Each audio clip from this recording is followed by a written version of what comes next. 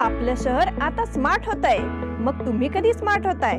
Smart न्यूजचे YouTube channel subscribe करा, smart बना। नोटिफिकेशनसाठी bell आयकॉनवर क्लिक करा।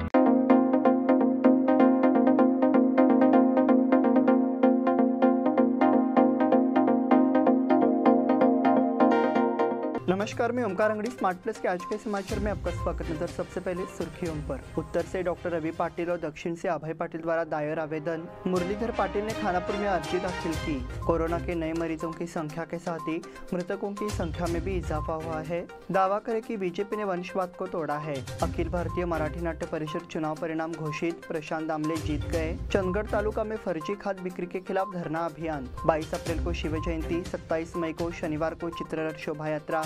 आरएम चौगुले ने रोहियो कार्यकर्ताओं से मुलाकात की। आपल्या लाडक्या मुला-मुलीच्या लग्नाचा प्रश्न सोडवायचा आहे, एखाद्या चांगल्या मार्गदर्शक संस्थेचा शोध घ्यायचा आहे, मग आपला शोध इथेच थांबतो आहे। श्री स्वामी समर्थ वधूवर सूचक केंद्र मॅरेज ब्युरो। आमच्याकडे सर्व जाती धर्माची 40,000हून अधिक स्थळे उपलब्ध। कर्नाटक, महाराष्ट्र आणि गोवा परिसरातील स्थळांची मोठी यादी उपलब्ध। आमचा पत्ता आहे श्री स्वामी समर्थ मॅरेज ब्युरो, शुक्रवार पेठ, टिळकवाडी, हॉटेल नियाजच्या शेजारी। संपर्क 9741436770 किंवा 9741625533।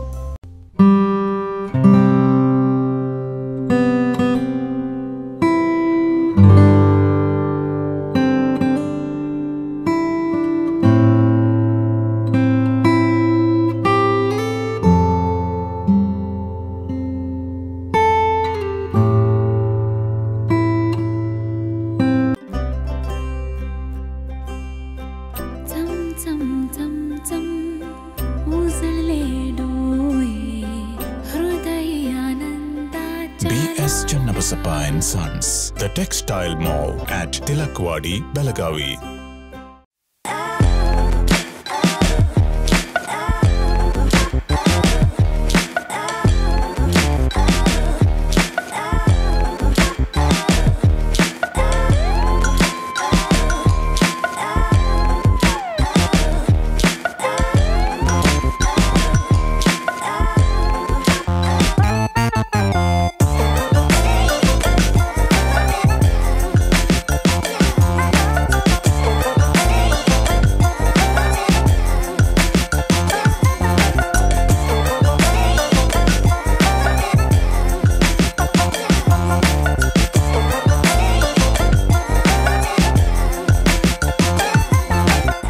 समाचार विस्तार से।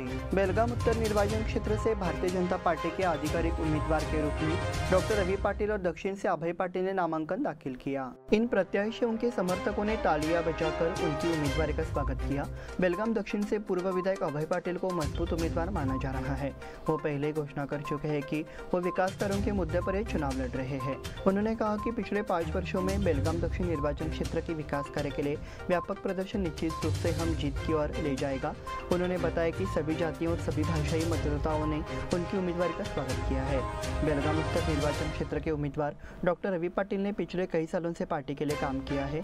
उन्होंने कहा कि इस साल उन्हें प्रत्याशी बनने का मौका मिला है, इसलिए वो ये चुनाव लड़ रहे हैं। मुरलीधर पाटिल ने खानापुर में अर्जी दाखिल की। खानापुर में महाराष्ट्र एकीकरण समिति के आधिकारिक उम्मीदवार मुरलीधर पाटिल ने सोमवार को अपना नामांकन पत्र दाखिल किया।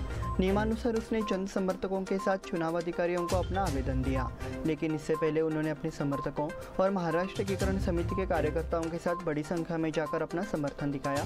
इस मौके पर कार्यकर्ताओं ने जोरदार नारेबाजी की। समिति ने एकता दिखाते हुए नामांकन पत्र दाखिल किया है, इसलिए खानापुर सीट से महाराष्ट्र एकीकरण समिति की जीत तय मानी जा रही है। कोरोना के नए मरीजों की संख्या के साथ ही मृतकों की संख्या में भी इजाफा हुआ है। केंद्रीय स्वास्थ्य मंत्रालय की तरफ से चिंता जताई जा रही है क्योंकि देश में लगातार कोरोना मरीजों की संख्या बढ़ रही है। कोरोना वायरस के प्रसार को रोकने के लिए केंद्र सरकार द्वारा सभी राज्यों को निर्देश दिए गए हैं। कोरोना से बचाव के उपायों को लागू करने के भी निर्देश दिए हैं। इस पृष्ठभूमि के बावजूद कोरोना की धीमी गति जारी है। पिछले 24 घंटे में देश भर में 9,111 मरीजों की बढ़ोतरी हुई है।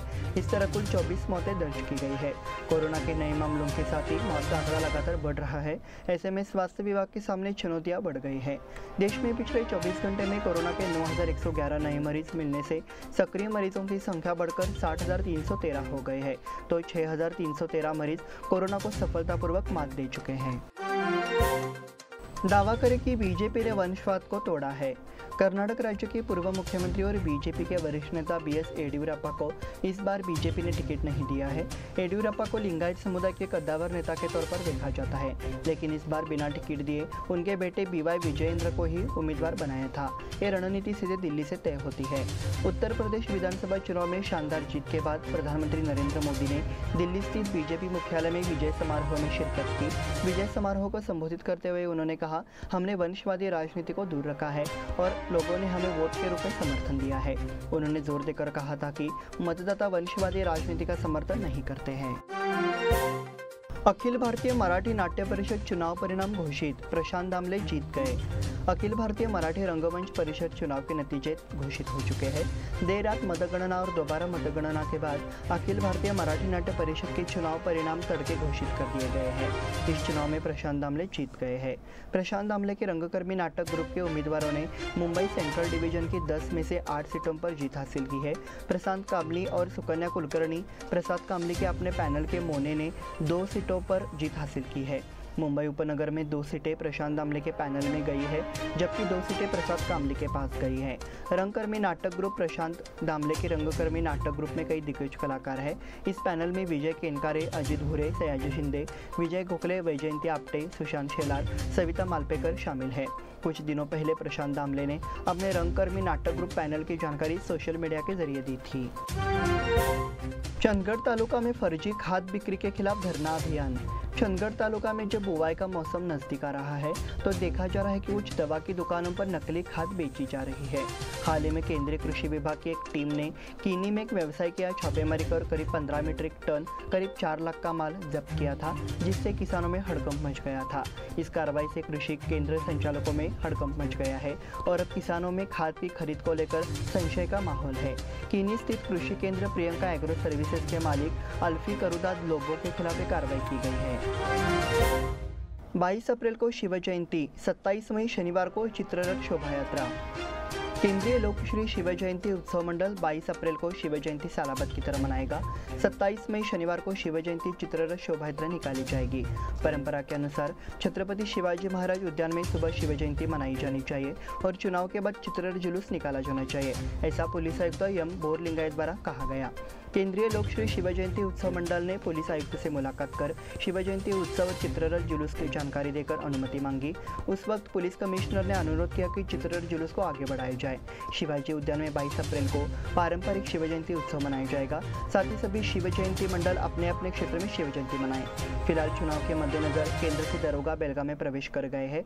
अगर जुलूस निकाला भी जाता है तो समय की पाबंदी होगी और भीड़ जुटेगी। इसके बजाय पुलिस आयुक्तों ने यह भी सुझाव दिया कि चुनाव के बाद हमेशा की तरह एक भव्य जुलूस निकाला जाना चाहिए। इसी के अनुसार आज की बैठक में शनिवार 27 मई को शिव जयंती चित्ररथ शोभा यात्रा निकाली जाएगी। RM चौगुले ने रोहियो कार्यकर्ताओं से मुलाकात की। चौगुले ने आंबेवाड़ी, मन्नूर, गोजगा के रोहियो कार्यकर्ताओं से मुलाकात की। इस समय महिला कार्यकर्ता RM चौगुले द्वारा दृढ़ता से खड़े होने का आश्वासन दिया। चौगुले ने कहा, महिलाओं के जरिए संस्कृति की रक्षा होती है, इसके लिए महिलाओं को मजबूत होने की जरूरत है। मही समिति के माध्यम से मराठी लोगों को न्याय दिलाने का प्रयास कर रहे हैं। राजनीतिक दलों के झांसे में कोई नहीं आना चाहिए। इस समय ग्राम पंचायत अध्यक्ष चेतन पाटिल, कमल मनोलकर, डॉक्टर मधुरा गुरव आदि उपस्थित थे। इस बुलेटिन में वक्त हो गया छोटे से ब्रेक का। देखते रहिए स्मार्ट प्लस।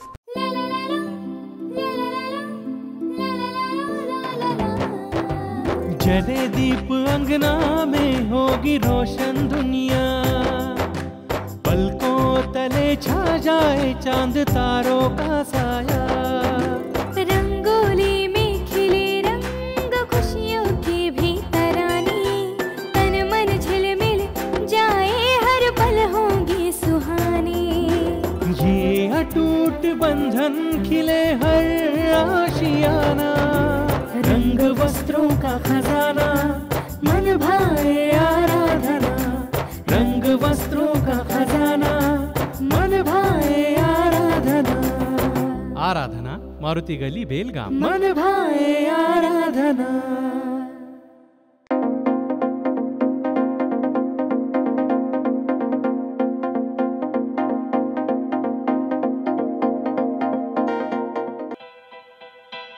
बेलगाम वासियों के पसंद में उतरा उड़ान बार एंड रेस्टोरेंट। सोशल डिस्टेंसिंग का ख्याल रखते हुए हमारा स्टाफ देता है बेहतरीन सर्विस का विश्वास। यहां है पार्टी और फंक्शन के लिए 3 आलीशान हॉल, कारपोरेट डिनर मीटिंग के लिए 3 अलग कक्ष, IPL मैच देखने के लिए 3 बड़े स्क्रीन की विशेष सुविधा। इसके साथ ही साफ सुथरा किचन जहां हमारा वेल क्वालिफाइड स्टाफ देता है क्वालिटी और हाइजीनिक फूड की गारंटी। तो फिर खाने की हो बात तो आना परिवार के साथ। उड़ान बार एंड रेस्टोरेंट, लिंगराज कॉलेज के पास, बेलगावी। फोन 0831 2435 ब्रेक के बाद फिर से आपका स्वागत। बढ़ते हैं अगले समाचार की ओर। निपानी विधानसभा क्षेत्र की जनता ने मुझे आशीर्वाद देकर 2 बार जीता है, जिससे निपानी विधानसभा क्षेत्र में 2000 करोड़ रुपए के विकास कार्य हुए हैं, ऐसा शशिकला जोले ने कहा। मीडिया से बात करते हुए उन्होंने कहा कि 10 मई को होने वाले विधानसभा चुनाव में उन्हें भारी मतों से चुना जाएगा और उनकी जीत की हैट्रिक निश्चित है। इस मौके पर निपानी शहर के मेयर जयवंत भाटले, चेयरमैन राजू गुंडेशा, जिला पंचायत सदस्य सिंधु नराते, विश्वास भोगे, चुनाव अधिकारी GN मंजुनाथ स्वामी के पास आवेदन दायर किया। RM चौगुले के केंद्रीय अभियान कार्यालय का उद्घाटन। ग्रामीण निर्वाचन क्षेत्र के लिए महाराष्ट्र एकीकरण समिति के आधिकारिक उम्मीदवार RM चौगुले के केंद्रीय अभियान कार्यालय का उद्घाटन सदाशिव नगर में लक्ष्मी कॉम्प्लेक्स के पीछे स्थित वननेस प्राइड में बहुत धूमधाम से किया गया। उद्घाटन समारोह विभिन्न गणमान्य व्यक्तियों की उपस्थिति में जोरदार नारेबाजी और समिति को जीतने के दृढ़ संकल्प के साथ आयोजित किया गया। अभिभाषक राजगोपाल पाटिल और RM चौगुले ने विभिन्न गणमान्य व्यक्तियों और समिति के नेताओं की उपस्थिति में अभियान कार्यालय का उद्घाटन किया। कार्यक्रम की शुरुआत छत्रपति शिवाजी महाराज की प्रतिमा का पूजन एवं उपस्थित गणमान्य व्यक्तियों द्वारा दीप प्रज्वलित कर किया गया। आगामी विधानसभा चुनाव में केवल महाराष्ट्र एकीकरण समिति की जीत का परचम लहराने के लिए हर मराठी भाषी को प्रयास करना जरूरी है, ऐसे विचार व्यक्त किए। चुनाव प्रबंधन के लिए प्रशिक्षण कार्यशाला संपन्न। बिना किसी भ्रम के दिशा निर्देशों के अनुसार चुनावी कर्तव्यों का पालन सावधानीपूर्वक किया जाना चाहिए, चुनाव प्रशिक्षक प्रोफेसर NV शिरगांवकर ने व्यक्त किया। जिला पंचायत सभागार में आयोजित चुनाव प्रशिक्षकों की प्रशिक्षण कार्यशाला में प्रोफेसर शिरगांवकर बोल रहे थे। मतदान केंद्र पर स्वतंत्र, निष्पक्ष और शांतिपूर्ण मतदान सुनिश्चित करने के लिए सावधानी बरतनी चाहिए। उन्होंने ये भी कहा कि चुनाव ड्यूटी करते समय कई तरह की भ्रांतियां हो सकती है, लेकिन बिना भ्रमित हुए चुनाव नियमों के अनुसार ही ड्यूटी निभानी चाहिए। दिग्गजों से चिड़ियों के लिए पानी की व्यवस्था। बढ़ते कांक्रीटीकरण और शहरीकरण के कारण पक्षियों को पानी के लिए भटकना पड़ रहा है, इससे पक्षियों की संख्या घट रही है। छत्रपति शिवाजी उद्यान में मॉर्निंग वॉक के लिए आने वाले 25 लोगों को बेलगाम गोरैया के लिए पानी परियोजना के तहत मिट्टी के छोटे छोटे घड़े दिए जाएंगे। पक्षी प्रेमी निर्देशक राहुल बेलवलकर के सहयोग से इसे क्रियान्वित किया जा रहा है। सुनील मुदगेकर ने घर की बालकनी छत पर पानी के बर्तन भरकर रखने की अपील की। इस अवसर पर मदन बामने, उपाध्यक्ष अविनाश पाटिल, अरुण काले, सचिव लक्ष्मण शिंदे, कोषाध्यक्ष विजय बंसूर सहित अन्य सदस्य उपस्थित थे। होकेरी के खिलाफ कत्तियों की कड़ी चुनौती। चिकोड़ी सदलगा विधानसभा क्षेत्र में जब चर्चा है कि भाजपा के पास कोई उम्मीदवार नहीं है, तो भाजपा ने अप्रत्याशित रूप से पूर्व सांसद रमेश कत्ती को मैदान में लाकर कड़ी चुनौती खड़ी कर दी है। रमेश कत्ती की उम्मीदवारी ने इस चुनाव को कांग्रेस के गणेश हुक्केरी के लिए चुनौतीपूर्ण बना दिया है, जो एक तरफा नजर आ रहा है। जिला बैंक के अध्यक्ष के नाम से मशहूर रमेश कत्ती सांसद के तौर पर काम करते हैं, विभिन्न संगठनों के माध्यम से ग्रामीण क्षेत्रों में संपर्क रखते हैं और युवाओं में आक्रामक नेता के रूप में जाने जाते हैं। वो मैदान में उतरे हैं। चिकोड़ी सदलगा का ये चुनाव सीमावर्ती इलाके में सबका ध्यान अपनी ओर खींचने वाला है। मोदी कैबिनेट में अगले महीने होंगे बड़े फेरबदल। सूत्रों ने बताया कि सरकार के 90 साल पूरा होने से पहले मई में मोदी सरकार के मंत्रिमंडल में फेरबदल होगा। 12 से ज़्यादा केंद्रीय मंत्रियों को दच्चू मिलने की संभावना है। फेरबदल 2024 के आम चुनाव को ध्यान में रखकर किया जाएगा। अगस्त 2022 से स्थगित किया गया फेरबदल आखिरकार अगले महीने होने की संभावना है। जिन्हें बाहर का रास्ता दिखाया जाएगा, उनके लिए सरकार उम्र की गाइडलाइन तैयार कर रही है। 65 से 70 वर्ष की आयु वालों को इस्तीफा देने के लिए कहा जा सकता है। कुछ मंत्रियों को परफॉर्मेंस के आधार पर भी टच दिया जाएगा। कुछ को 2024 में चुनाव की जिम्मेदारी सौंपी जा सकती है। संभावना है कि नए मंत्री विशुद्ध रूप से 2024 के आम चुनाव या नवंबर में होने वाले 5 राज्यों के विधानसभा चुनाव की जरूरतों पर आधारित होंगे। सऊदी के बाद जगदीश शेट्टर का राम राम। शेट्टर परेशान है क्योंकि बीजेपी ने इस साल के विधानसभा चुनाव को शेट्टर को मैदान में नहीं उतरने का फैसला किया है। 3 दिन पहले बीजेपी की पहली लिस्ट जारी होते ही बीजेपी से नामांकन नहीं मिलने पर निर्दलीय चुनाव लड़ने का ऐलान किया था। चूंकि शेट्टर एक वरिष्ठ नेता थे, इसलिए उन्हें मनाने के लिए दिल्ली बुलाया गया था। वहां उन्होंने भाजपा के राष्ट्रीय अध्यक्ष JP नड्डा से चर्चा की, लेकिन नड्डा ने उनसे नए चेहरे को मौका देने के लिए चुनाव से हटने का अनुरोध किया। इससे आहत होकर शेट्टर ने भाजपा छोड़ने का फैसला किया है। इसी के साथ स्मार्ट प्लस के आज के समाचार समाप्त हुए। धन्यवाद।